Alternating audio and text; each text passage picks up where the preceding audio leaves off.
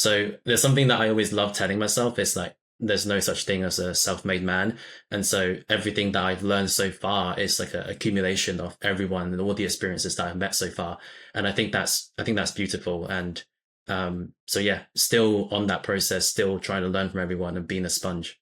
What was your calling that enticed you to the world of concept art? For our next guest, he was on the red carpet at the BAFTA Awards after being nominated for a game he created at the age of 15. Please welcome today's guest, Danny Chan, who reveals how he caught the bug of design and concept art and how this intertwined with his passion for programming to what is now Danny's career as a concept artist and designer, which has seen him work for the likes of Cloud Imperium Games and now Build a Rocket Boy. Danny has nurtured a strong sense of design, and in this episode he reveals how he uses that to tackle complex subjects and show off his artistic flair at the same time.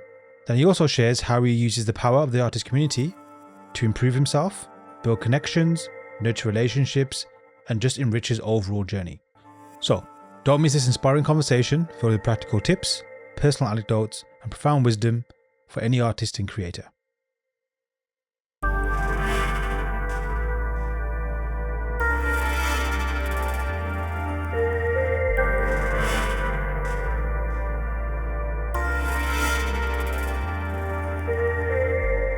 Okay. Hey everyone, welcome back to the Learn Squared podcast, and I'm delighted to welcome on a very good guest today, Danny Chan. Welcome, Danny. Hello, thank you. Thank you for having me. Cool. I'd love to, obviously we've been speaking a fair bit leading up to this, so we can go in any direction. But I guess for the listeners, then just give them a quick lowdown as to who you are and what you do, and then we'll get going. Who am I and what I do? Okay. Would you like a longer introduction or a very short one? Whichever one you prefer. Well, we can get into it slowly then. Well, on the summary, yeah, so my name is Danny Chan. I'm a concept artist in the games industry. I specialize in sci-fi, hard surface, environment, and props. I love lineup. I love 2D. I love 3D. Yeah, I started my career with the Digimonsters as the intern back when I was studying at NUA, Norwich Uni of the Arts. And then I went on to Cloud Imperium Games, worked there for 3 years, and then now I've moved on to PlayFusion, Just Won't Die, and now Build a Rocket Boy. Awesome. Is this the career you wanted? Did it pan out? Like, was this kind of obvious? Oh, wicked. Well, and when did that journey start? It was different. I actually wanted to be a graphic designer when I was in high school. And then when I went to college, I pretty much I enjoyed making Minecraft worlds for my friends to play on the weekends. So I was like 10 years old. My friends would come around and I didn't know how to make a server. So I'll build a Minecraft world and they would like come over and play. And the idea is that I really enjoyed making experiences. So at the time I was artistic, but I didn't know where I wanted to go. And because I was making sort of those experiences up, I thought maybe I can go into programming. So then in college there was like programming, and then there was like graphic design. So I sort of went that way, not quite yet into games. At the time, I didn't know concept art was a thing. So I guess it's quite like a recent thing where people they have a lot more like access and resources and awareness. So yeah, so I went into those courses with different modules from programming to graphics. And then I had a really good friend at the time, Matthew Thorndike. He helped me program the game that I worked on called Dungeon Corruption. I didn't know it would do anything. I just submitted it based on like some push from my tutors to young game designers for BAFTA. And then that's how I got my BAFTA nomination back in 2015. And that's when I was programming, making like pixel art games.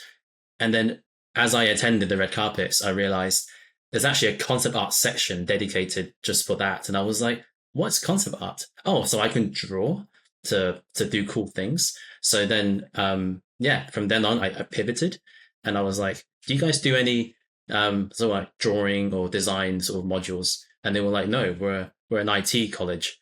I was like, oh, shoot. Well, I'm already dedicated, so I commit to it. And on the side, I started like learning a bit of art. So at the time, very fortunately, my parents supported me, and I had like an art tutor that sort of helped me get to grips with like the basics because I didn't do art GCSE. So anyways, that's a long story short. That's how I sort of discovered concept art.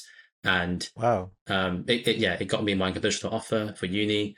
Whereas some other unis didn't accept me because they needed a C or above in GCSE arts, and I Yeah. just didn't do that. I just sort of did it on my own. Yeah. Interesting. So yeah, when I went uni a long time ago, I had a very similar experience. It wasn't a case of like it's very rigid. It was just these are Mm, the scores and points you need, or this is like the administrative process.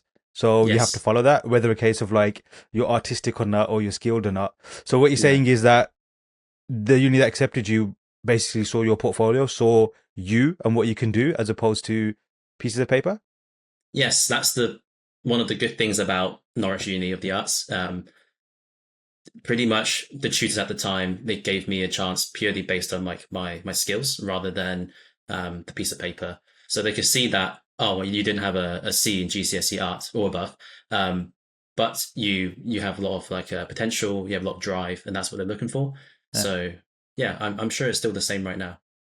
And did you find with the other unis you could even have that conversation, or were they like, we see you can do this, but we can't accept you because of a process? Oh yeah, it was like a flat out rejection. It was like a Straight. no, you don't meet our requirements. I was like, oh, you haven't even given me a chance. I haven't even got to meet you face to face Yeah, and show you my physical portfolio at the time. yeah. But that's fine. Like things worked out, and I'm quite happy with where I am now. By the way, that is a very cool origin story as how you got Oh, into the industry. I mean, so how old were you again when you made that game? um, 2015. So that was just a year before uni. So 15, yeah, 15 years old because it was or 15 to 16 because it was the 15 to 18-year-old category, Yeah, somewhere like that. Yeah. so cool. And you were on the red carpet at the age of 15 at BAFTA Awards. Yes, but yeah, it's nomination. I wasn't the winner. Okay, However, I cool, was very cool. privileged to be there, and I'm very grateful for that experience. So obviously, like, I'm a film nerd. I do look at like only if it obviously aligns with the things that I agree with, of course. But Yeah, like I like to see who wins awards and stuff like that. So I do like it when like especially movies like BAFTA or Oscars or the Academy, whatever, like awards are things yeah, that I think are pretty cool. Like obviously, even though I was not involved at all, I think at least for our community, when you see like Alberto Mielgo win an Oscar for what he did, it seems like it's mm, an Oscar for our community as much as it is for his own endeavors. So like what was that like for you? Like, did you find that, did it sink in? Like, oh, this is a big deal? Or did you just feel like I just submitted this, I did this thing? yeah. And yeah, like, what was that experience like? And how did you feel vindicated? Did you feel intimidated? Or was it almost like, I don't even know what's going on, but this is cool? Going there was intimidating, but when I just submitted it, it was just like, oh, I'll just submit it and see how it Yeah. goes. I'll put that in my assignment to say that I've done some extracurriculum stuff Uh-huh. outside. Wow. And then my tutor came back to me and said, "Oh, you've done it." I was like, "What? Okay, I guess I'll go London then, go to Piccadilly." So yeah, I went with my dad at the time. So yeah, that was a really good experience.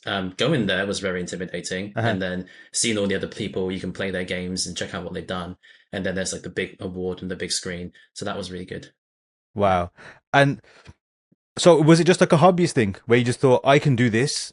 Was it like a case of you had a mission to be I'm gonna make this game? Or was it more a case of like with your Minecraft journey, like, oh, I can build these things. Let's A see how far Minecraft I can journey. push it. And Yeah. then it ended up at a red carpet, for example. Oh wow. Good question. I would say it's a partly to do with the fact that I had a game making module which only lasted 3 weeks in the whole 2 years of college. So during that, I was like, oh, it's only 3 weeks. I might as well like give it my all, learn. At the time, I think I used Game Maker Studios. I don't know how to code anymore, but back then I was just coding the basics, how to like move and jump, just making a really polished experience. And Yeah. I think my upbringing and also my Minecraft experiences, I love that. People watching this or listening to it will laugh at that word, but yeah, I think that did help in a way to sort of shape the mindset that I have. And at the end of the day, I also wanted to do well anyway because at the end of the day, you do need a certain amount of points to enter uni and things like that. Yeah. So Yeah. was the uni journey, because I've been there, and it was like a Hmm. case of it just seemed my only route to anything I needed to do was to get to uni and a particular Mm. course I wanted to get to. What was your viewpoint of, I guess, education at the time? Or did you Mm. have any academic goals at the time as well? Or was it more a case of like, I just need to get to uni? Like, did you kind of know where you wanted to get to in your career? Oh, oh, sorry there. I think I cut off a little bit. Yeah, I think I didn't have a um like specific goal in mind. I knew I had wanted to study at a university, and actually originally I was aiming for like high points so that I could go to like Cambridge or something. Mhm. And it was really funny because that's how naive I was. I was like, I have the points to enter Cambridge, but they don't do game courses at Cambridge. They do like maths and English and things like that. And Mm. I was like, oh right. So that's when I started looking at specifically like art universities. I think going to university in today's day and age is not necessarily a must. So there are plenty of ways you can acquire, game design and knowledge without going to those institutions. However, I do believe that it has played a major factor into speeding up the development at the price of borrowing money, like getting tuition loans and things like that. Um, yeah, I hope that answers the question. No, for sure. And so just to confirm, your exposure to concept art, I'm sure you may have seen a little bit here and there, but your exposure to Mhm. concept art as a job was at the awards? Yes, it was at the awards. And Cool. then I was like, oh, you can do that as a thing. I didn't know about conceptart.org or anything like that. I was a bit more of like a late person to the party, lived under a rock sort of thing. So yeah, I sort of discovered it there. And then going to uni, that's when I was like, oh, it is a thing. And there are courses for it. So yeah. So you mentioned the pivot. What was like, Hmm. where were you headed towards at that point in time before you pivoted? Was it a case of, I made a game, I'm going to look into making games, so to speak? Yeah, game making, game design, if not graphic design, web design, but more so the game side. Anything creative, I guess. Mm. And is that still there now, or is that completely shifted? Well, my brain is quite as much as I am in a creative field, I do think that my brain is quite logical based. It's quite facts based. So I sort of use that game making side to my advantage where if I could pull up like a really boring Jira ticket that I made for work, it would be here's the pretty art, and then below is like a breakdown of all the whys and why I did it, what I can do, what I can't do. Here are the restrictions. Here are the dimensions, and I love getting really technical with it. And I suppose that sort of leads into like the work that I do, um why I'm more like a product designer or like an industrial designer more so than like a illustrator or mood painter. Interesting. And obviously, like, art and concept art, I guess you could say, is normally not viewed under those terms, so to speak. So how do you, and you Mhm. kind of answered it a little bit there as well, how do you kind of bring the way you like you said, like the logical process, how does that merge and marry with the art side of things? Oh, how does it marry? Well, for example, every game has like limitations. Every level design or every task, every brief, there are like restrictions and requirements from gameplay. Maybe it's tech issues, maybe it's the style of the game, and then that means it sets those parameters for you to come up your designs with. If it was blue sky, like you could do anything and it could be any style, then a product wouldn't really be able to come out of that. It Mm. would just be like a nothingness. So I guess it's good. And just to go back to your question there, it's yeah, I do think yeah the analytical side helps define those restrictions, those parameters, so then you can work within that space and you can get really creative in there. And have you ever found that analytical process ever be at odds with the art side of things, or has it actually helped you?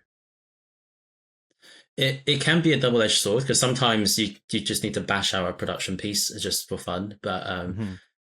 there are times where I get really analytical on like something that doesn't really matter. But it's a good mindset to have, I suppose, and it's something that I'm working on training to be like a hero asset or a bigger environment should have obviously more brain power to it. Something smaller like a simple prop, maybe a little bit less, doesn't need to go so in depth. But Hmm. to sort of I guess that's my way of pushing myself. I use all these different tasks to like try and learn more. Um, so that if a task was to make this crate or box function as a med kit, then I really want to get into nitty gritty details, despite it being a very small side prop, you know?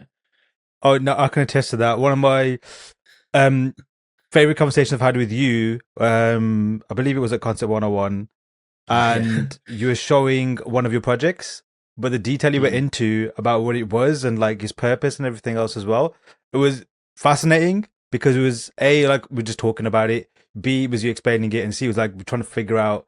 I guess you had questions and that kind of stuff as well. So yeah, what you just said definitely makes sense, and it was cool to see that kind of behind the scenes aspect as well. Like we yeah, always yeah. see the finished article, so to speak, like whatever's been posted, and but it's very difficult unless you're there looking over someone's shoulder or part of the process to see the steps that took it. So it was cool to hear the motivations behind certain things as well. So that's cool. So it sounds like, at least to me, you know your creative identity or like what you can bring to the Mm. art, for example, or to the design.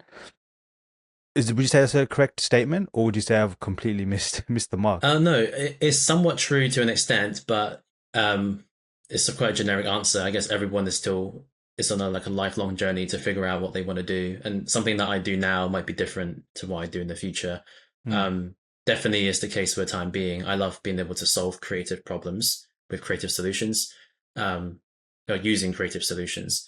So that is the case for the time being. Yeah, I would say that's quite accurate. Cool. And so with me, for example, and I'm sure other artists as well, sometimes when you kind of find your calling, it's a case of like either a particular piece or an artist or a project, and then from Mm. there it just chain reaction. Was there a particular thing or piece that you saw at the award show that was like, okay, that's for me? Or was it just the exposure almost to like, oh, this space actually is more aligned with what I want to do?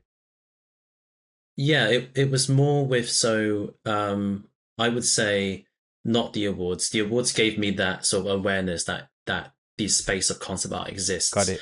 And then going to uni, creating my own ArtStation account, being inspired by my peers in the years above me. I hung out with them because they were 1 year ahead of me. They had like 1 year more of like learning. So I was like all over them. And then, ArtStation, my big heroes, I have to mention, Sheng Lam, Alex, Noax Alex, and like um they are like big inspiration as well. But seeing their work and going, I want to do something like that. But knowing that to get there, I have a hurdle of fundamentals that I need to work through. So it's just using the uni task as a way to like do a bit of everything, from creature design to like environment design, just do everything and then eventually Mm. hone in. And that's how I sort of, after actually speaking with them, after meeting them, that's when I decided I'm gonna hone in more in that direction. Cloud Imperium really helped, because going there, meeting at the time my mentor and senior artist Chris Doretz, that he really helped me a lot. At the time, Will Hyde, as you spoke to as well, he helped me out a lot as well. So there's something that I always love telling myself. It's like there's no such thing as a self-made man, and so Hmm. everything that I've learned so far is like an accumulation of everyone and all the experiences that I've met so far. And I think that's beautiful. And so yeah, still on that process, still trying to learn from everyone and being a sponge. Amazing. That's very well put as Mm. well. Couldn't, yeah, that's definitely going to be probably the clip or the highlight for this episode for sure. Awesome. Um, so what were you drawing at the time? Was it like, okay, did you, because you mentioned you did a bunch of things, were you doing all of that at once, or did you kind of start at one end, like maybe creatures, for example, and then it kind of just went where it went? I think it was a bit of it was definitely more characters and creatures based. And then eventually I opened up to environments, and then I eventually opened up to props, which is sort of Hmm. backwards because characters is like there's like more of a more difficult subject matter compared to Yeah. props. But I guess all of the students that I've seen that I've done my talks with, as well as when I was a student myself, I've noticed we all want to go for like the nice, pretty, League of Legends splash art, and then eventually you'll realize, oh, there's production work, there's problems to be solved, and that requires like the more less appealing work, I guess, and that's like the prop design, the production design, and then eventually you work back and you find your little slot that you sort of fit into. Hmm. And for me, it was like I really enjoyed characters, but now I wouldn't do it. It is I would do props and environments. Yeah. And would you say is that how you define yourself now? Is that your speciality, or is that still shifting? I would say yeah. So far, yes, and I would like to expand further. So using that sort of those skills that I have, I'm going to build upon it and start to tackle like more in-depth subject matters. So I've got some works in the background that I'll eventually share, and Nice. that hopefully will tackle a little bit of weapons, maybe a little bit of architecture, things like that. So there's still hard surface. It's just the subject matter and the complexity. Yeah. Do Hmm. you, and I guess it's a bit of a rhetorical question because sometimes there's never an answer for this. It's just the way things fall. But do you know why this is your, I guess, specialty now? Why? It must be the experiences that that has led me this way. Potentially a mixture of I love like suffering, drawing lots of line art over nice 3D, but maybe it's the learning, maybe it's combining the logical and the creative side together, um, coupled with I guess upbringing. My parents supported me in whatever I wanted to do as long as I did well in it. So I had to prove to them that, oh look, I have the good grades. Let me do what I want. Got it. And so um, yeah, I guess I'm just sort of making them proud as well as myself, trying to be a better artist every day. I guess that sort of all those random things just put together creates that drive. Mm. What was your skill level like when you embarked on your concept art journey? Like, were you drawing before that? Obviously, you mentioned like, Hmm. the coding and all that kind of stuff. Like, there's definitely, I guess, that passion for technology and Mm. programming and obviously computers and stuff. Was art anywhere around that point in your life? It was absolutely dog, but I really enjoyed drawing like anime characters from shows that I watched. Uh, Not sure why. I think it's just like a nice creative outlet. So it wasn't anything design related, but it was definitely drawing, and that's how I probably practiced my hand-eye coordination with the pencil at the time. And also, I was studying Chinese alongside. So my parents are Chinese. My dad's from Hong Kong. My mum's from mainland, and I'm born in the UK. However, they still pushed me to learn Chinese, and Hmm. one of the things I had to do growing up was like do tests and how to write things properly in the correct stroke order. So I think all that helped me like with the hand-eye coordination, writing very like Cool. small compact characters on a small A4 paper. So yeah, all those little experiences, I guess. Awesome. Um, what was uni like? Uni was interesting. I would say if I had to sum it up, I would say the experiences of meeting like-minded individuals and the places that the tutors put you in. So like whether it's events or networking, that's probably like the best thing that comes out of uni. The self-learning, whether you attend uni or not, I guess would happen anyway if you become an artist. So it's definitely the people and yeah, the events. And It was a great when time. did when did your I guess career begin? Like as a concept artist, was it kind of happening? Did it happen straight after uni, or was it like a placement thing? So during the end of uni, I had an internship with the Digimonsters at the time. So they were very um, happy to take me on. I was very grateful for that. I learned a lot from them in Leamington Spa, and then once I had graduated, I took a bit of a break, as most people would, went on holiday, and then when I came back, I sort of really bogged down, and that's when at the time I still did a character piece, and that's when I pivoted to, you know what, I'm gonna really hone in and look at someone I like. At the time, it was Shang Lam I looked at, and then I went, I'm gonna do some props. Um, I also went to what was there was an event in London that's closed down now, but that's where I met Daniel McGarry, and that's where I met Joe Mannion. And the three of us like banded together and made a little Cool. project called Mars Colonization. It's a very simple project, but we wanted to test out how we would interpret that, like how do people live, what did the buildings look like, and things like that. So using that project, I then started applying to jobs, sort of shotgunning everywhere. Cloud Imperium was one of them. I have a friend who worked there, but I forgot to ask him to refer me. I just sort of applied on my own, got the interview, and that was sort of during like just before the pandemic. So then once I got the interview, I had the interview, funny enough, with Shang Lam because he was there. Oh And wow. as I So joined, Sheng did your that's when he interview. left.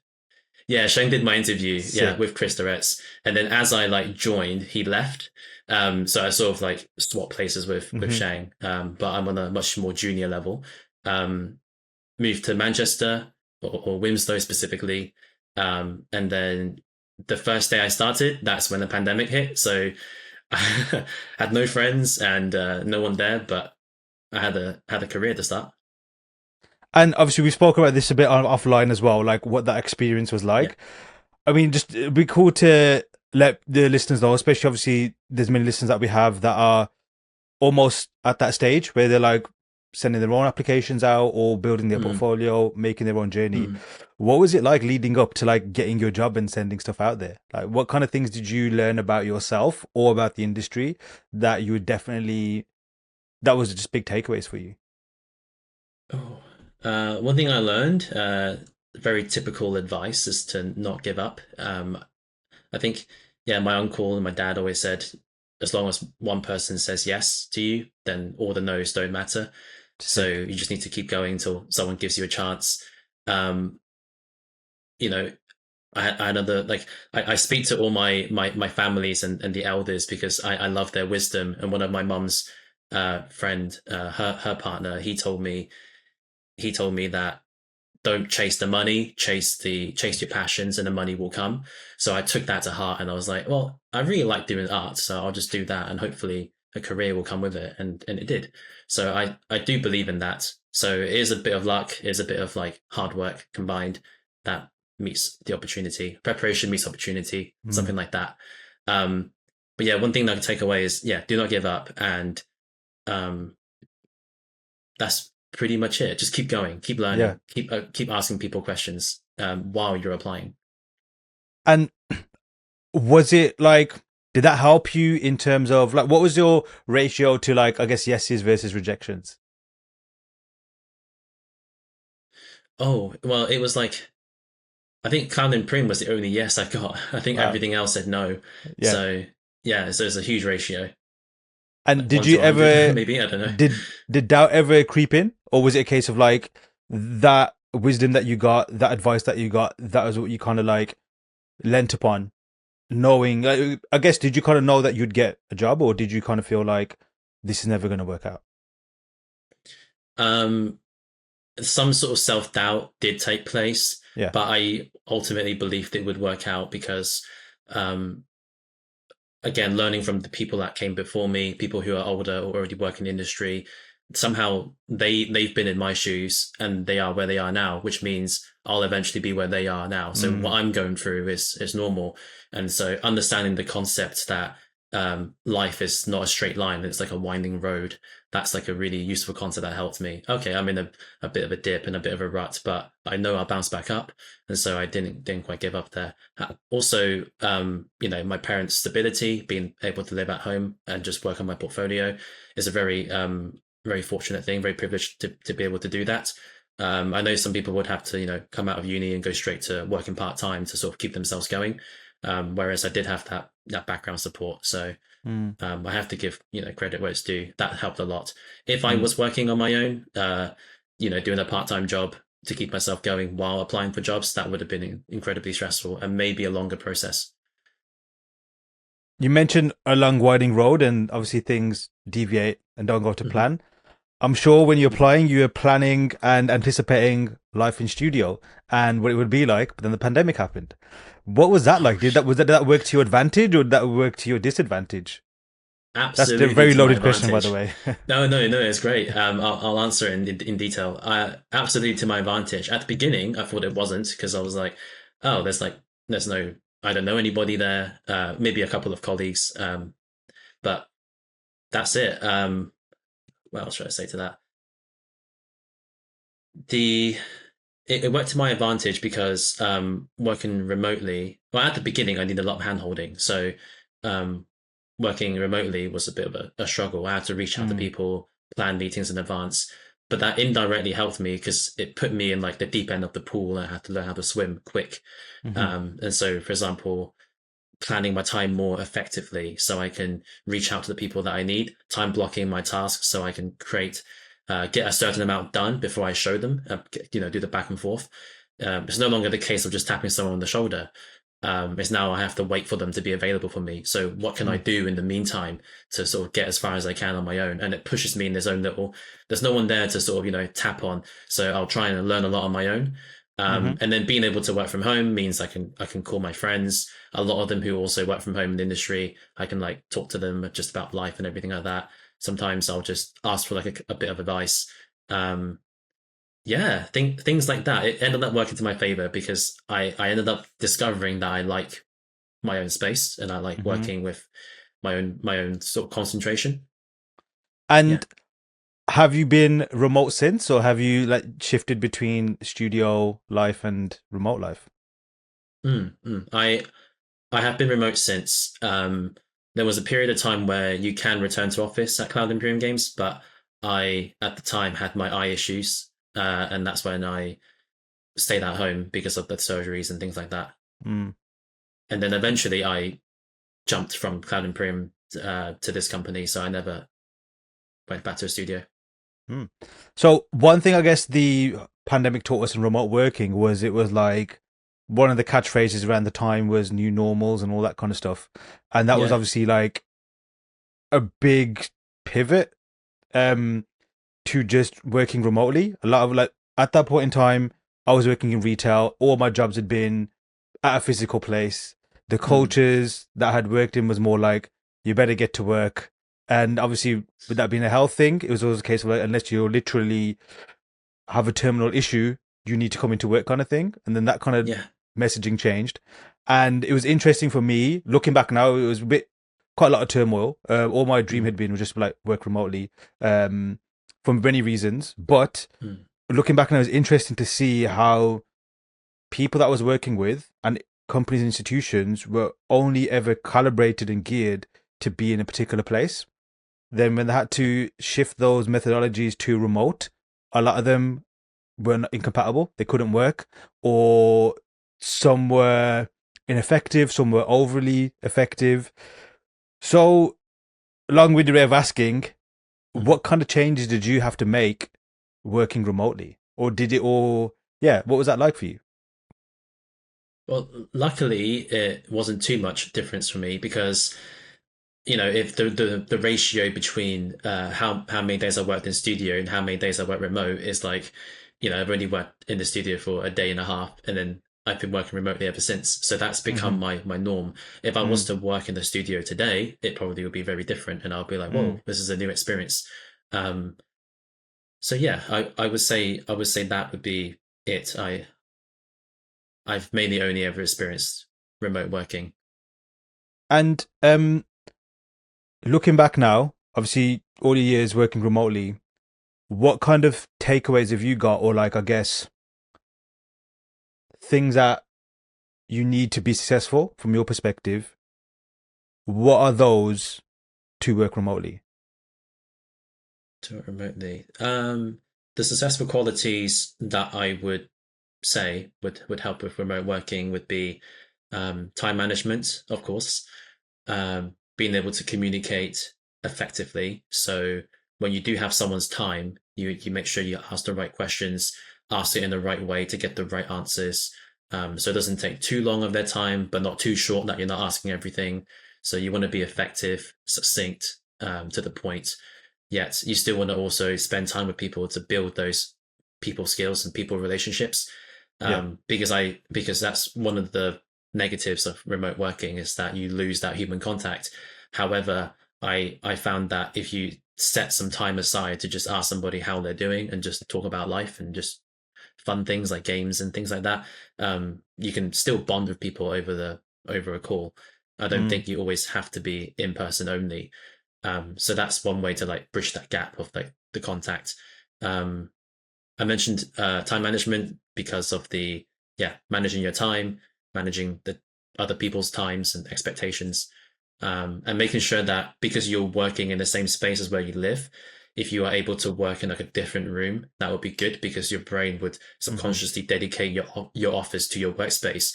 So for those who do work in their bedroom, which is what I did at the start, that sort of play space, rest space, entertainment space, and workspace are all in the same room.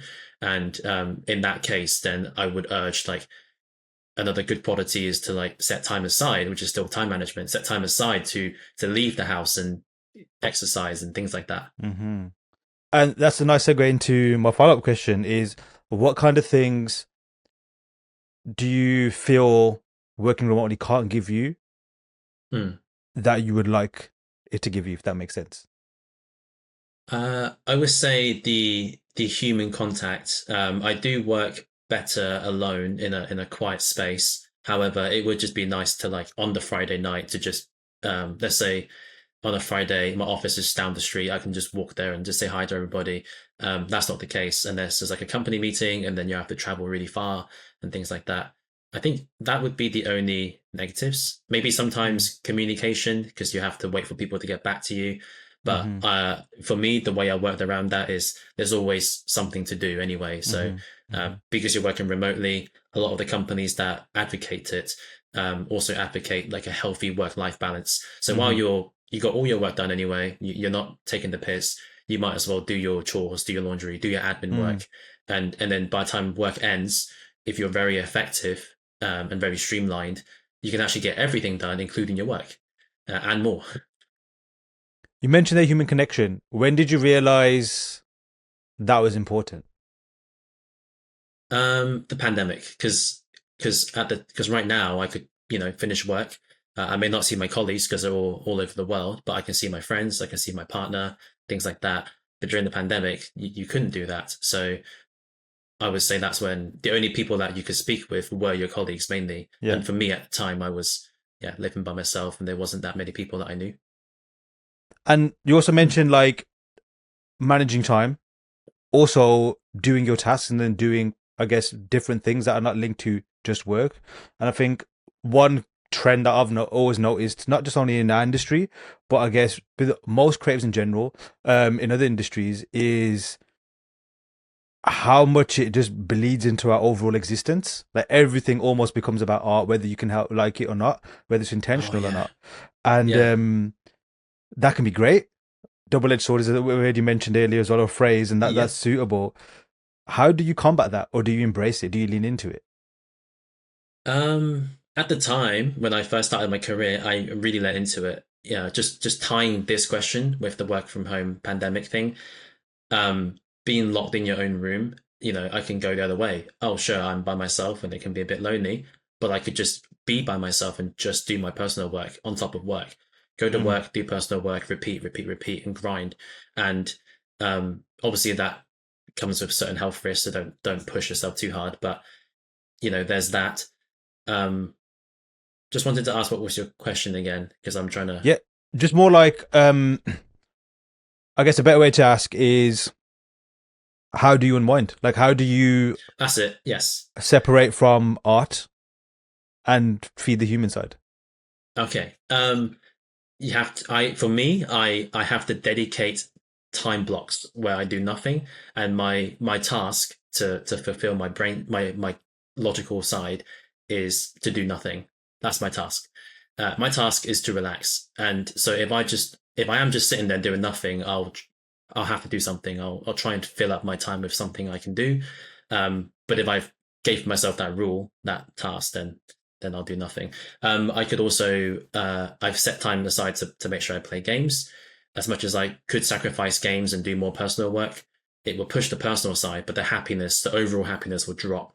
And so, in order to keep that up high, there needs to be a certain amount of time that you spend with family and friends, doing something on your own, so away from family and friends and just being by yourself. Something creative, something logical, something just I guess mindlessly simple, like chores. Yeah. So yeah, just having a big balance of everything, I would say. And you mentioned there nothing. Is that literally nothing, or just nothing in terms of an art sense?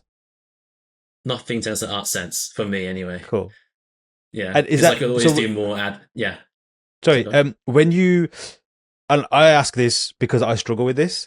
When Mhm. you allot that time, do you find that you can adhere to it, or does it fall apart quite quickly? Because for me, when I try and like block out some time or allot some time to almost switch off, Yeah.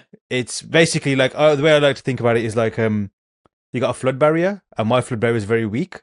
and the Yeah. flood or the water is time or like I guess duties and stuff, and then Hmm.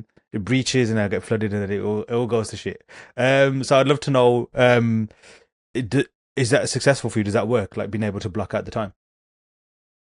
Yes, but when you block out the time, you have to give yourself buffer time on top of that because you have to Right. account for things that don't go right or things that might take a bit longer. Also, try and when blocking out, like what we talked about earlier, the whole prepared be versus what was it? Prepared and preparing, something like that. You said Planning, I think. um, planning Yeah. and preparation. They sort of go hand in hand, right? Yeah. So when you block out a time, give it buffer time, as well as be ready for it to be like try and be as flexible as you can so that you can adapt and move those time blocks. So Mm. I personally use Google Calendar for everything in my life Hmm. and Notion. If it's not in there, it doesn't exist. So I won't do Got it. And it. so that sort of nothing has to be kept in my brain is wasting my finite mental power when everything's all written down. So if it's not written down, and then I won't be doing it. So yeah, so Interesting. just pretty much just giving yourself buffer time. And do you find it easy to prioritize things? Yes. The reason I say at the start, no, but over time, realizing that time is our biggest uh, finite resource and putting a high value on it, I sort of switched my mindset on that. Um, and I would try and tackle the biggest thing. And there was this book I read called The One Thing, and it talks about what is the one thing that you can do each day, and by doing it makes everything else unnecessary or easier. And that is like eating your toad of the day, eating the doing the Yeah, hard yeah, yeah. work. Yeah. Yeah, so I love that. So whether it's so every day I'll just evaluate it. Is it my current task that I'm currently struggling on, or is it just this admin bit? I need to call up this company and ask some questions, which is I've been putting off because I can't be bothered. So I'll just figure out which one it is, and then that'll be the first thing I tackle in the morning. What would it take, or what kind of, I guess, like, what's your kryptonite in that situation? What would it take for all of that planning to just crumble apart, or are those foundations so solid that nothing can break it? Oh shoot. Factors that I can't control that would break it. Got So it. whether someone is on time, whether the bus is on time, whether something that might break, like a car might break down, I can't get to where I need to go, or PC technical issues, something that I can't control, even with buffer time allocated to it, would completely break it. But that's when you just have to take the loss and be like, oh, it's not working out today. I'll just Mm. reposition things. Um, yeah, I would say that's the Um, kryptonite.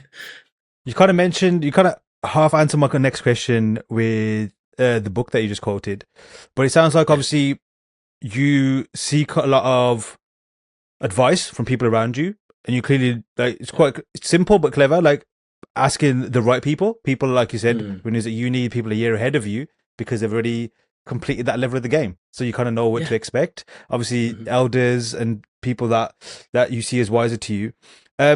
So when you come to like planning and being organized and just structuring your day, obviously no one really knows us better than ultimately ourselves when we really pay attention to ourselves, and it sounds like you do that.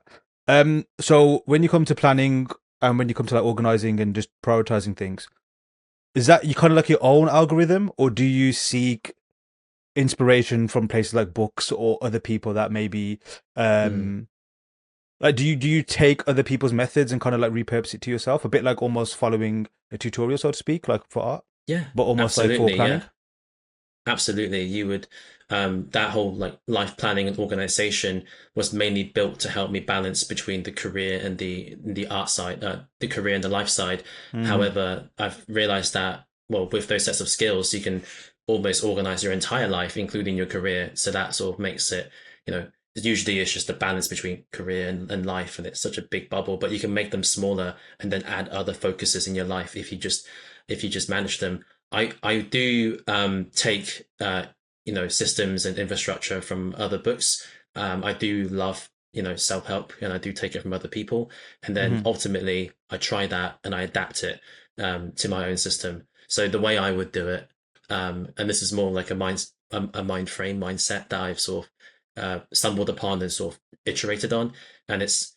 to evaluate your current state of affairs. So the main list that I've got is like family, friends, career, life, health, work, things like that. You identify all those, different groups, and then you figure out like where do I want my life to be in 5 years? What Mm, do I want to achieve within these different groups? And then you sort of work backwards. And an even bigger question is asking, what do you want your end life to look like? What mm, is the day? What is it like to live in a typical day in your prime, or like the lifestyle that you always wanted to have? And then that becomes your answer, and then you break down the steps, so you sort of working backwards. And that's why I love reading books and asking people who I think that are more wiser, because they've done that already, so they can sort of break it down. And there is this saying, like, if you haven't done it yet, you don't really know, but at least it gives you some sort of foresight into the future, hmm. and you can sort of take that. Sorry, long No, no, question. love it, Sorry, man. answer. Um, I also think a lot about what's ahead, Hmm. and I think compared to you, the way I do it is very more abstract. I just leave it in here. I rarely write things down, but in my weird way, it makes sense.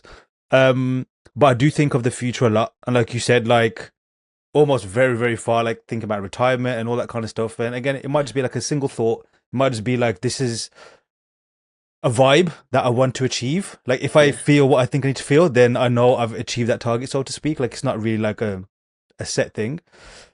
Does that freak you out sometimes, or like how far do you think into the future, or do you plan it in Oh. blocks of like obviously? Or I guess like Mm. it's in tiers, right? Like there's the short term, the long term, and then like the hyper long term.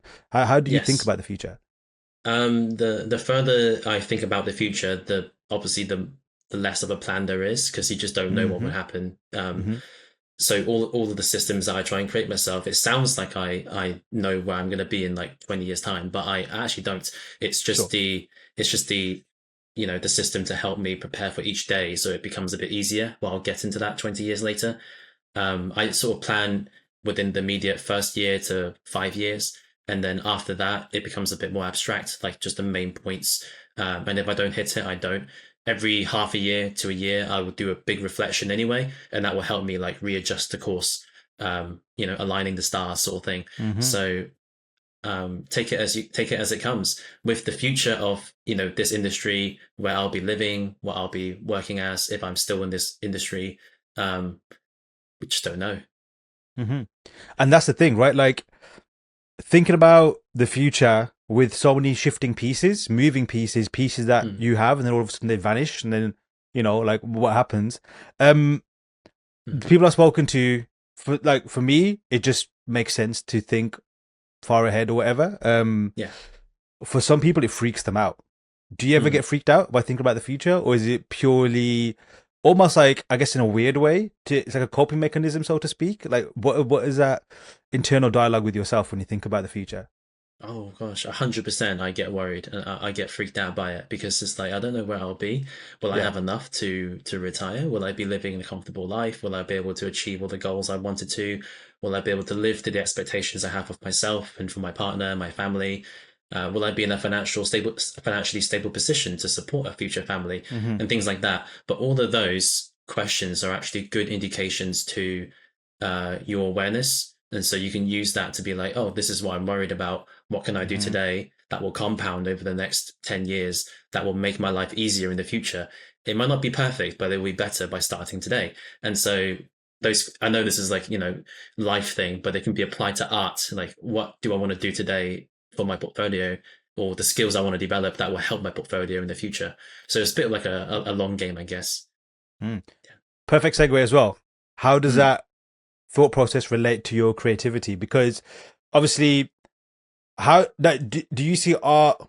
And I guess a loaded question because most artists would say it's everything about them. But do you see mhm. art separate to life, and they're kind of like it's a symbiotic thing, or do you see it as one thing? It's a bit of both. At the beginning of my career, I definitely saw it as both. Everything in my life was about art. Everything that I Uh-huh. look at outside, oh, the materials, the atmospheric perspective, and the depth, and the fog, and the lighting, and this and that. And every now and then, when I'm on holiday, I'll still take pictures of random things and be like, oh, that's a cool reference. So definitely, it's definitely melded into our brains as artists. But nowadays, I do try and separate it where I have to. So, For example, like the whole time blocking thing. If I block myself to do nothing, and I task myself to rest, then I will not think about it. But if I didn't specify that to myself, I will just go for a walk and wander around and think about all these different things, life and art combined. Hmm. Hope that answers your question. I think No, for sure. it's a bit of both. Yeah. Yeah. And do you think about your artistic future? So do you think like again, X amount of years ahead or I guess milestones ahead, do you Mhm. kind of have like a rough idea of where you want your art to go? I know it's a very abstract question, it could be an abstract answer, but I'd love to hear your take on it. Yes. This answer could be split into like two parts. The first one is like what company I want to work for or what role I Hmm. want to be Hmm. in. And company wise, I don't know, but in terms of role, it would be good to have that sort of linear progression where I go from intermediate to more senior. Obviously, that's very subjective. What's a senior? What's not? Eventually, lead, maybe principal, maybe art director. The the answer is because I don't quite know. I'm going to leave myself open for those Nice. possibilities by telling myself that I'll never be an art director or I'll never be a business owner or a lead. Then that will actually damage my thinking, and I'll Yeah, start to yeah. like close up. So I'll be open to it whether it happens or not. So very much open to keep learning and improving.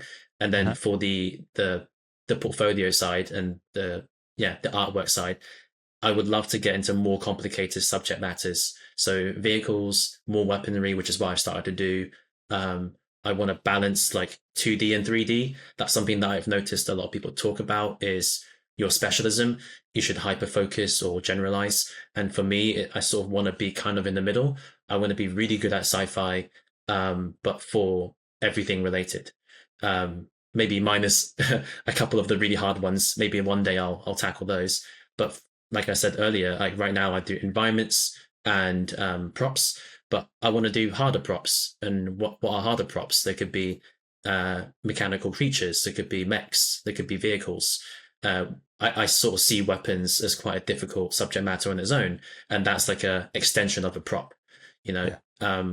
a gun is just a really intricate box essentially, and Yeah. so I'm slowly translating my art into try and do something more difficult. The process is the same. You still do your block out and have your fundamentals, but the end result and how you present it and the details and the attention, I think that matters. And that's what I would try and focus on to as I move along. Awesome. Why Yeah. would you say you want to go down that path? Is it more so you can have a wider breadth of skills that you can deploy professionally, or is it something else? Um Definitely that is a benefit. The more you know, the more opportunities you can have. But I would also say it helps me the life and the art does tying intertwine quite nicely here is that the more I learn about the world, the more I can use it in my art and vice versa.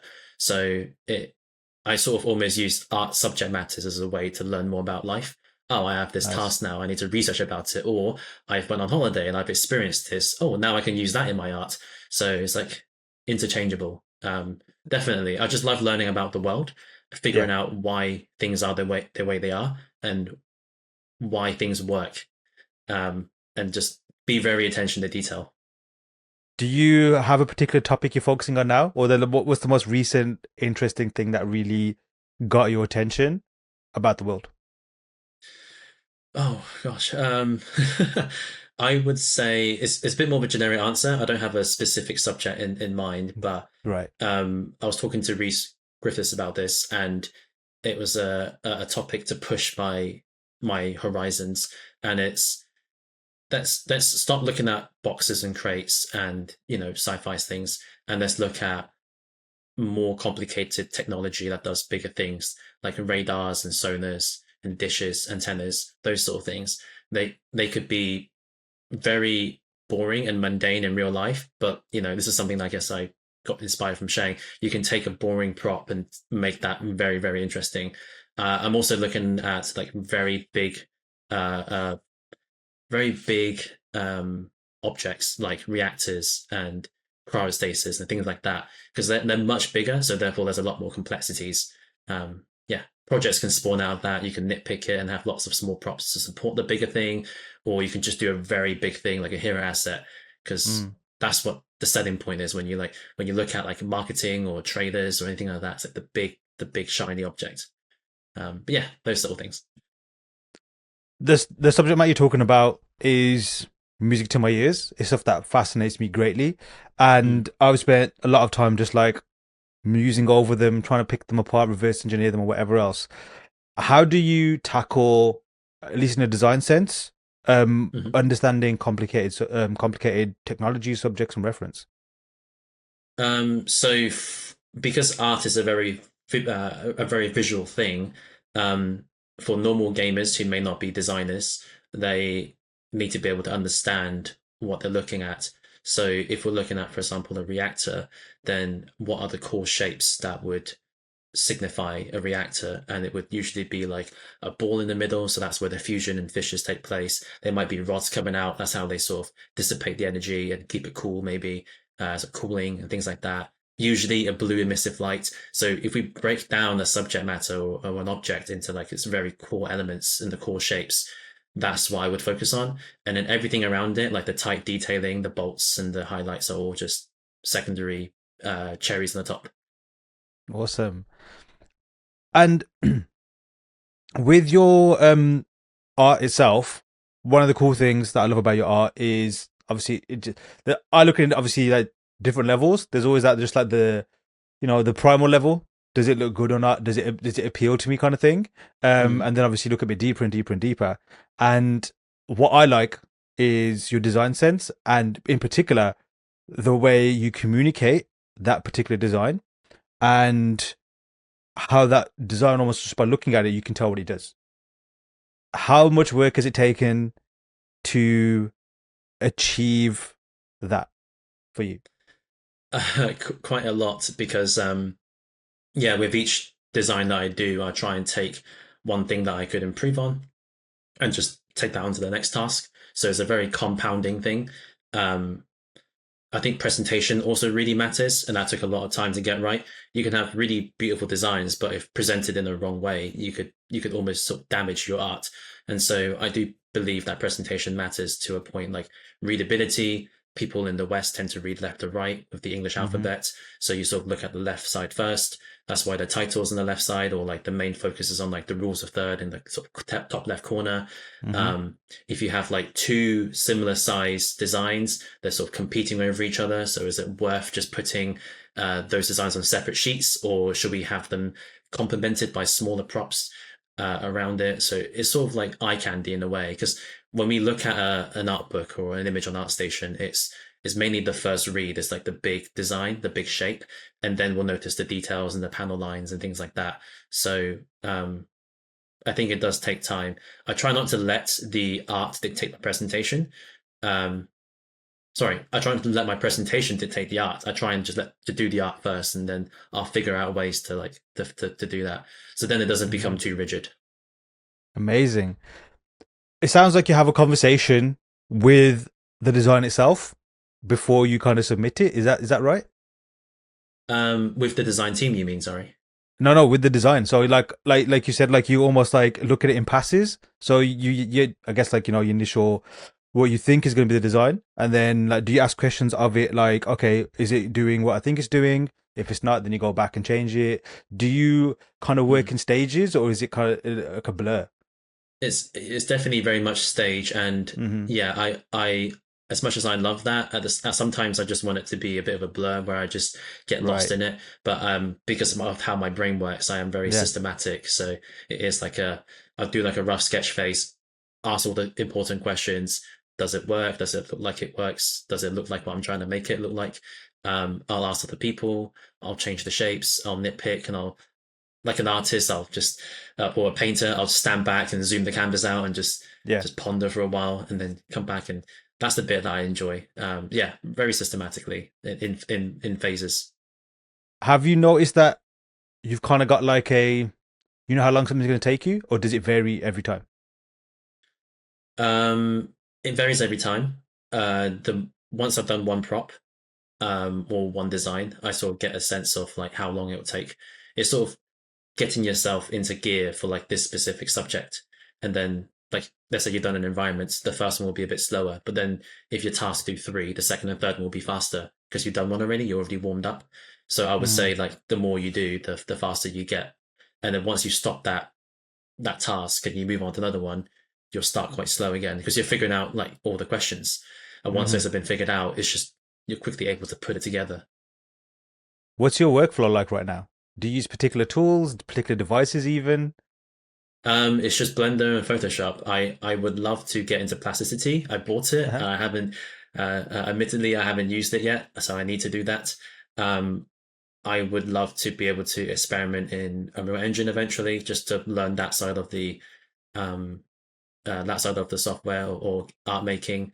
Maybe learn other applications that might benefit me. But at the end of the day, all the work that I've been able to accomplish is just Photoshop and Blender. And the Yeah. reason why I'm limiting myself to those at the moment is purely because of time. It takes a lot of time and investment to learn something new, but also I should be able to accomplish everything within those two softwares. Mm. Uh, and for example, even if I didn't have Blender, I would just have to draw everything in perspective, which is Mm. incredibly painful, but Yeah. it's still possible, right? So technically, sometimes we don't need too much. But I am very open to learning more because just because Blender can do everything or Photoshop can do everything doesn't mean it's the easiest way to do it. So that's probably why I bought Plasticity because the CAD For modeling sure. in there is pretty strong. Do Yeah. you find it's difficult to find time to learn something new, or is it more so that, like you said, you kind of know what works and you kind of know it gives you the results? So why add something? Yeah, it is hard to add something in when it already works because then you have to sort of refigure out, rejig the process and be like, where does this come in and for what purpose? And so I'm going to use new things that I learn on a more experimental level for personal work, or maybe work that I don't show, but I'm just learning. And then once I've sort of figured that out, then I can just sort of shove that into the current process Yeah. and make that work. Yeah, that's probably And what I'll do. did you always start off in 3D in Photoshop, or did you kind of like settle there? I started in Photoshop because like I said earlier in my journey, I started art quite late, so I was traditional pencil paper. I didn't even know how to paint. Still don't. But then I got into Photoshop, and then I just became accustomed to the stylus. So I'm much better on Photoshop than I am on traditional now. Um, and then eventually I bit the bullet. That's when I was with Daniel McGarry, and I was just like, I should use 3D to block this out, and then Yeah. it will save me a lot of time. So then, yeah, that's when I sort of added that into my workflow. Mm. So a lot of the work that you do is mainly, like you said, hard surface and props. Yeah. Um, what kind of, I guess, skill set or kind of like, I guess, maybe thought process or way to kind of like decipher information, what would you say is the most critical one for you to help you with your designs? What's the most critical process you say? I guess like what's your biggest superpower that helps you with your designs? That could be a Uh, skill, that could be a tool, that could be a way you think about things, anything. I I I would definitely say it's the way I think about things. It's how I interpret that idea, how I interpret the shapes. Mm. Um, and then doing a very quick rough sketch is I used to hate that and I want to just do the final, but now the rough sketch is probably the fun part because it's rough and it's a bit muddy, so it can signify a lot of different detailing without having to figure out what it is yet, and it's just the gesture and the flow. So definitely like the early starts, the foundation part essentially. Cool. Yeah. Back to career stuff. Hmm. Where are you at now? Um, well, now I'm at Play Fusion, but by now I'll be at Build a Rocket Boy. The company has been sort of transitioned over and merged. So yeah, I'll be working on the same project I am now, and maybe future other projects. What project are you working on now? Right now I'm on Ascendant. It's called Ascendant.com, but I just call it Ascendant. It's a extraction shooter set in sort of 80s with sort of sci-fi retro elements. So yeah, an extraction shooter game right now. Not to get yourself in trouble in any particular way, so don't have to answer this fully. Obviously, you've done a recent art drop on some work from there, and it's Mm. very, very nice to look at in many levels. Just like, again, aesthetically pleasing, great from a design standpoint as well. What's it been like working on this project? Is it like right up your street, or has it been like a complete, almost a lot of friction in terms of you as a creative? If that makes sense. Oh, there's definitely been some challenges, but the way I would say I learned a lot in this project. All of the processes that I took and learned and developed at Star Citizen with CIG is directly used here. So like the way I tackle line art, the way I tackle design. However, because the art style and the requirements are different, I had to sort of Mm. adapt a new mindset, new shape languages, new ways of doing things. Time frame is different. So when I'm comparing the two companies, CIG was, I had a lot of time per task. There's a very rigid style that they have. You have to adhere to. The one here is, still in sort of developing, so you can sort of mold it with a bit of personal inputs. The time that takes to do something is a lot shorter because Uh-huh. I think that's just a very big like unique point to CIG is they have a lot of time and budget. But here is like games have to be shipped. So then I have to get this task done soon. So there's less development time, which means I've got to get it right sooner. And that puts me in the mindset of like, how can I figure things out the fastest way I can? So yeah, there's been a lot of like positives. Art style have like changed as art directors come and go and as people come and go. However, it's every time that has happened, it's been like a good learning curve Mm. to adapt. It just gives me more experience. Yeah. Have you embraced it? Like, did you embrace it when you had to have that all almost like a change in the way you have to do things, or did you struggle with that at first? Um, Definitely struggled at first, but then I realized at the end of the day, they hired you for your skills and for who you Yeah. are. So just tackle it the way that you did previously, and then naturally you'll adapt and you'll be flexible to like learn new things. Mm. Did you know prior to joining, before you started working on the project, that it would be a different workflow to what you're used to, or did you kind of like anticipate that, knowing that obviously it's different companies, there's always going to be something different? Yeah, it's always going to be something different. I anticipated that, but it's something that I stated in my interview. I was like, "Oh, here's what I've done. You can see my portfolio. If you're hiring me, then I suppose you want me to do this, but for your game, for your project." And they're like, Mm. "Yeah, we just want that, but in our style." And I'm like, "Well, I can do that because adapting their style is not too difficult. It's I would say is the process, but once you have your process down, you can work for any company because that's how you jump from places to places. That's why Uh-huh. the presentation and the quality for this company and Star Citizen is similar, but the actual like what's in it is different. So that's how you can tell like the artist's Yes. style and things like that. But yeah, for sure. And do you find that when you work for companies, and obviously the work you do for them, you do a lot of work for companies, obviously it's still your art as well. Do you find that it, I'm going to use this word deliberately, do you find that it Hmm. infects your own personal art? In a good way, it's yes Yeah. because um the company will give you tasks and references that you would never search on your own, and then you'll have to adapt to them. And the more you do it, it becomes part of your DNA.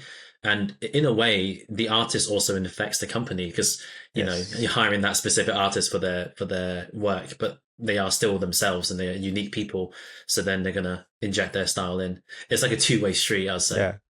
And Yeah. what kind of things are you doing in your personal art now that you never did before? I guess both at CIG and where you're currently at now. This is a very specific thing, but I bevel a lot more now. At Yeah. CIG, I was very hard angle, 90-degree or 45-degree chamfers, Yeah. but now I'm embracing beveling a lot more. I'm not afraid of like really smooth curves. I think the reason why I was probably because it just felt like an odd shape to draw when you have Hmm. these really like sort of bulbous plastic molding shapes, and it's very flowy. And if Mm. you were to make it in 3D, in sub D, it seems quite complicated to me. So I shied away from it. But now I'm embracing it. And if I don't do it, I'm now like, that doesn't feel right. So I have Yeah, to. awesome. Hmm. What about your personal work? What have you got cooking on your personal side? Do you even have time for personal work at the moment? At the moment, I don't. I did have some, but I sort of dropped that in favor of like the life side, just to balance it out. And so this sounds a bit it could sound weird, but my studio work is my personal work. That makes sense. Mm-hmm. I'm Mm-hmm. very invested in the art that I'm making, Nice. because it's pushing me as an artist. So then all my energy doesn't get split between work and personal. It's just all in one. And then all that Mm-hmm. time I have after work, I can spend it with my partner or sort out the house and things like that. Mm. However, I am planning to start my own personal project again, like a new project.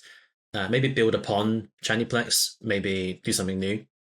Um, it's just more finding the time, which is the Yeah, hardest thing. sure. So of course, that's something we spoke a Yeah. lot about offline as well. Like you can, speaking about lists, shopping list is one of them. And when you're making projects, like that shopping list can get wild. Like brain's always active, always ideas shifting left, right, and center. Then when it comes to doing Yeah. them, it's a different story. I like how you said that your studio work is like your personal work as well. Um, that's also like, I guess, from a strategy point of view, that's very efficient. It's a very smart way of Mhm. working as well because you can literally killing two birds with one stone. When did you realize that that was giving, I guess, your art and your designs and your artistry what you needed doing it professionally? Or did you kind of like have to, were you at a crossroads and thinking, okay, I need to sacrifice something? How do I kind of get the best of both? Does that make sense? Like how did I come to that conclusion where they're Yeah, like both like, yeah. yeah, like when did you? Was there like a moment where you realized that okay, I'm getting what I need from my studio work that I would have got Hmm. from personal work? Hmm. It definitely is the case of, oh, this works better time wise, energy wise for me.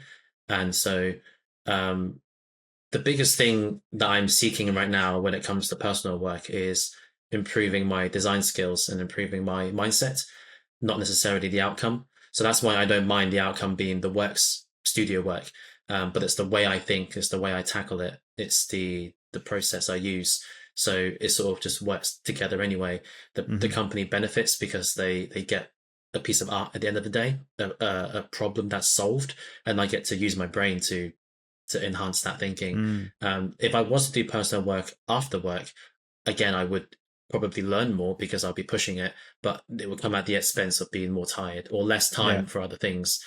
It might just be a case of as we get older and more responsibilities come in, the less time we dedicate to it. Um, there is one thing that the studio work can't satisfy, which is building my own world IP, like Mm, Chaniplex. And that's just something that when the priorities that I have currently in my life have been dealt with, I can then allocate time for that and mm, maybe make smaller projects and just do bursts of art here and there. mm, That's something that I'm figuring out, especially with like the house thing. It's just sure. figuring out time. No, and I commend it. Hmm. I commend that. Like it's very cool when you, I guess, at least from my perspective, like when you are secure enough or able to understand that, and it's difficult for an artist to admit as well sometimes that okay, I need to kind of like put this on pause because doing this can actually be maybe more corrosive to my overall existence than just that pursuit in particular, even though it might be something awesome that you're quite proud of as well. Um, Hmm. how many, I guess, have you put a lot of projects on the shelf or have you even like sacrificed some of them? I'd love to get your take on that because with, like, again, another abstract thought, like when it comes Hmm. to like my personal projects or with personal projects, like there's so many that you can do and there's so many that you want to do, but then almost you have to kind of like curate what is the most important one, whether it's a case of better for your portfolio, better for your improvement as an artist, and etc. etc. You kind of like prioritize them and rank them and sacrifice some of them, delete some of them almost as well. Hmm. So yeah, I'd love to know how many projects do you have in the graveyard and how big is your graveyard? The graveyard is is pretty big. A lot of them are ideas that never started, but the good thing is ideas are cheap, so you can, everyone can come up with cool ideas. It's just doing it. Yeah. A lot of the work that I've done before, at the time I really enjoyed. I put them in, on hiatus, and then I, either started this company or I was moving and things like that, and then I was like, oh, I'll come back to it. And then Mm. I obviously, because I'm focusing on my current life, I level up a lot at work. And then when I come back to those projects, they all look old and less Mm. developed. So then I can either redo it, but by that time you would already have new ideas. And it is a trap where so many ideas come in, and even if you write it all down, you'll never be able to do it all. So I would say it's just you have to wait for that one idea that keeps popping back in your head. That will probably be the one that you should work on. Yes. Uh, Yes. because you could do anything. So I've done that a lot recently. I've realized that again, the list can get extensive to the point where it really back to like retirement talk and stuff. Like you could mm, spend beyond your lifetime even trying to achieve multiple like of your projects. So there's no point because you can't physically do it. And that's what I've leaned on as well. I've leaned on like, okay, if that idea or that whatever it is still swinging in my head and I can't shake it, then that's what you focus on. And the other yeah. stuff, unfortunately, if it's not prioritizing stuff in my brain, then it has to go. Do you Mhm. find difficulty putting things on the shelf or ending projects of your own Absolutely. personal ones? Oh yeah, absolutely. When I was doing Chaniplex, just the fast food one, I was laser focused. I would be very tired after work, but I'll still find time to do it because I just have to finish it. So that's why starting something is quite difficult because once you start something, the disappointment of having to drop it is immeasurable. So you have to, you'll do your best to try and push for completion. Yeah, it's been quite difficult for me. Mm. But it's fine. There's only so much time, and the other things that you accomplish because you're not doing personal work is definitely worth it. And you'll look back on it, and yeah, it'll be good. And how many of your projects, or I guess which ones are not in the graveyard but on the shelf? So you haven't killed them off completely. You know you're going to get back to them. Whatever you can, obviously not giving too much away. Uh-huh. Are there any on the shelf? There is one, and it's a mixture of not only sci-fi elements but also organic. That's something that I like to get more into because in my next future post for studio work, I've done a lot of organic, plants Nice, and nice, nice. things like that. So what if I can take that and put in the Chaniplex, obviously brand it under my own well building, and yeah, do a mixture of that. Let's just say Just it a involves eggs. Let's just say oh that. oh okay, cool. We'll talk There we offline about that. go. Um, Mhm. I like you mentioned organic. I've been on an organic deep dive for quite a while now, and when you look very closely at organic stuff, even under a microscope, it's incredibly mechanical. It's incredibly almost hard surface, like the functions, the systems. Yeah. It's literally Mhm. a machine. And Mhm. how's that research rabbit hole been like on the organic side? Oh, you know what? It's strange because we choose to do organic stuff to try and break the mold of hard surface and rigidness, and then you end up realizing, like you said, everything is just it is programmed to be the way it is, and it looks good the way it is because it's laid out in that way. So the molecules or like the veins of a leaf or like the roots of how bark tree roots are grown and how they're spread in a very aesthetically pleasing way, and our brains Nice. just want to make sense of it. So when you draw like foliage or plants or alien vegetation, almost in a way we draw it like we apply our fundamentals on top of it. So like a Hmm. bunch of details here, then a bigger rest space here, and yeah, you can't get away from it. Oh, for sure. Have you? It Are fascinates you? me. I think it's the tree hopper. Have you seen the mechanism? Obviously, that's in their bodies. That they use to jump. It literally No, looks not like gears. It looks like machined gears. all right. And that's what allows Okay. them to like, yeah, it's just so super cool. Because Oh, normally, there like you you go. see, Yeah. like muscles are kind of like like levers and gears kind of thing, but it's like very Mhm. organic shape. Yeah, Mhm. literally in this you've got like actual mechanical gears. It almost looks like a model. Speaking of which, what you mentioned there, like doing something that's obviously like your own take on it. your interpretation, what kind of, I guess, projects, whether it's shows, IPs, or whatever, have you seen which to you are like, okay, that is a great source of inspiration, or they've absolutely nailed that aesthetic or what they're trying to achieve, and or just simply made your jaw drop? Growing up for me, it was Avatar because the one that James Cameron worked on because um, not only was the technology out of the world for that time, and it still is for the new films and the films to be released, but also how incredibly in depth they went into the world building for like the natives as well as the human side, the machinery contrasted with the nature side. If everything was if that world was transported here, it almost feels like it would work. It's believable because they got real like linguists and making it, doing the language and things like that. So yeah, I would say Avatar was one of them, for sure. And, Awesome. and growing up, I didn't watch that many films, so that was definitely a huge impact for like this sort of thing. How old were you when you first watched it? Did you watch it at cinemas? I believe I did. I forgot when it came out, like 2009. 2009. That's it. Yeah, Yeah. it's so yeah. I think I watched it in the film as well, in the cinemas. Did you watch it in IMAX first, or? No, just the regular, I Oh, no, cool. believe. I mean, Or yeah. maybe it's been so long. Fair enough, fair enough. No, Avatar's a great pick. 2009, I was in my penultimate year at uni, and that Yeah. was the year where I kind of realizing that I'm not automotive designer. I'm a concept artist slash designer kind of thing. And then 2009, three particular films came out. I believe maybe I'm getting the dates wrong a bit. Avatar was one of them. That was at the end of the year. District 9 came out that year as well, and Inception. And Mm. particularly the first two, District 9 and Avatar, in the design sense, absolutely was just like, okay, this is, I have to be doing stuff like this. Like, I need to be able to at least contribute to something that can do something like this as well. So yeah, great pick. What about artists? What about creatives that inspire you? Oh, this one I can answer more. Um, Obviously, I don't shut up about him. He probably finds me very annoying.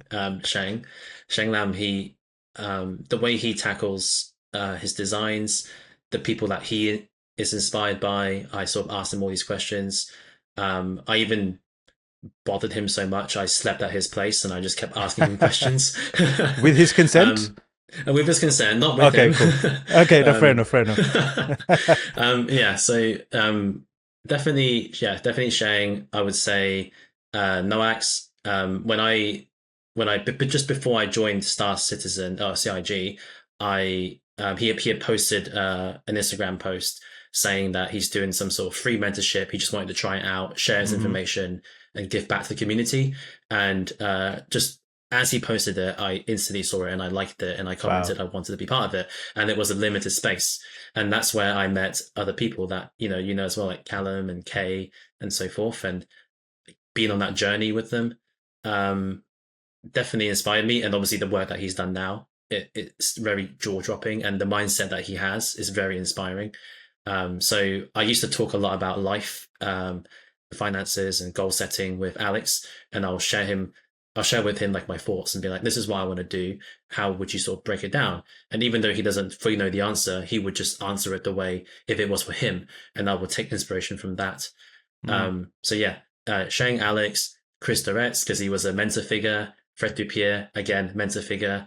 And this is just specifically for the art side. Sure.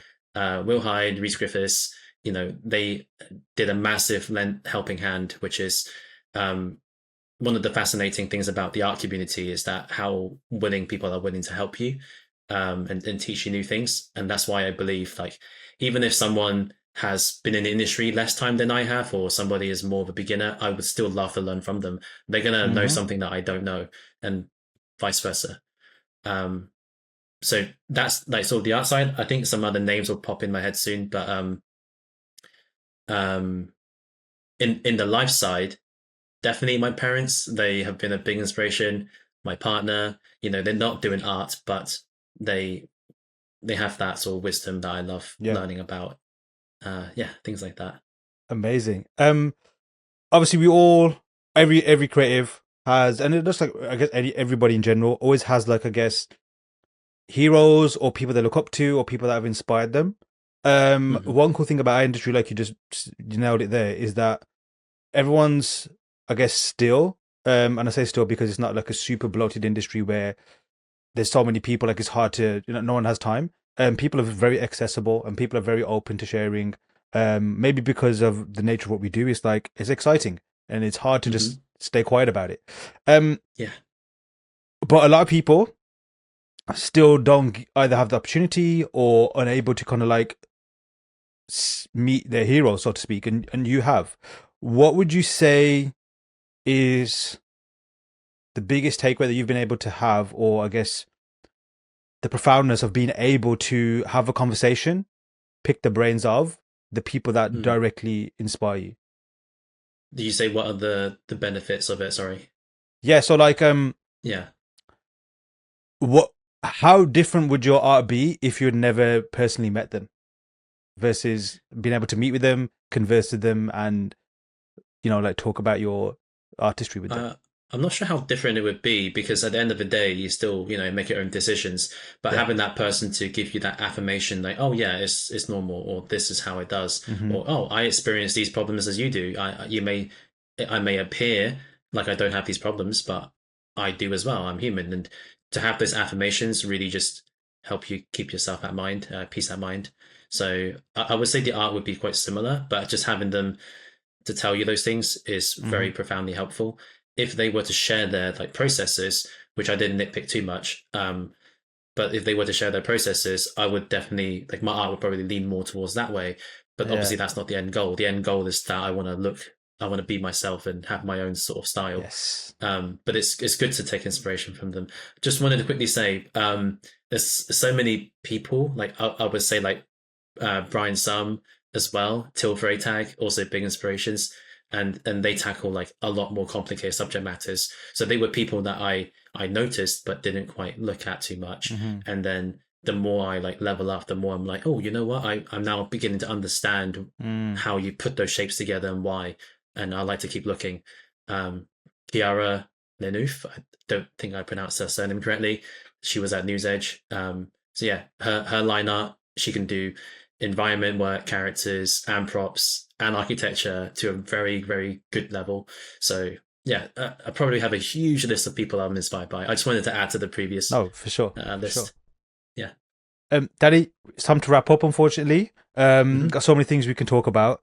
Any final words, statement, or thoughts from yourself before we head off? Final thoughts is keep going. Don't give up. It's quite generic, but I would say is especially with time management, plan out your time, plan out your goals, break it down into very manageable chunks. I'll pull out one section from the book. The one thing is uh, a balanced life is an imbalanced life. So that sort of goes into Hmm. like you want to work really hard and then you want to do a lot of resting and so forth. So that's what I'll say. Danny, always a pleasure. Thanks so much. Yeah, thank you so much. A huge thanks to Danny for an incredible conversation. Hit the links to see what he is up to and give him a follow. Then head to learnsquare.com and empower your art career by taking our courses. All of our first lessons are free. I've been your host, Aaron Danda. Until next time.